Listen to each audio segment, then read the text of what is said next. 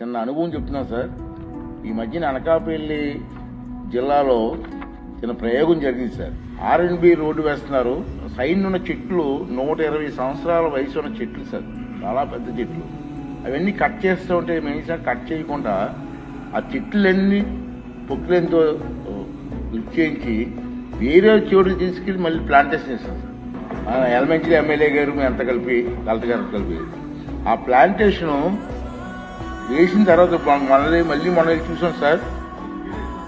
నేనే వేసాను sir. First project చిగురిస్తుంది sir బ్రహ్మాండంగా. అంటే అది రాష్ట్రంలో ఇటువంటి పెద్ద చెట్లు 120 సంవత్సరాల చెట్లు కాబట్టి ఆ చెట్లను వేరే చోట ప్లాంటేషన్ చేయడానికి ఒక ఆలోచన చేస్తే బాగుంటుందని నాకు తెలుస్తుంది.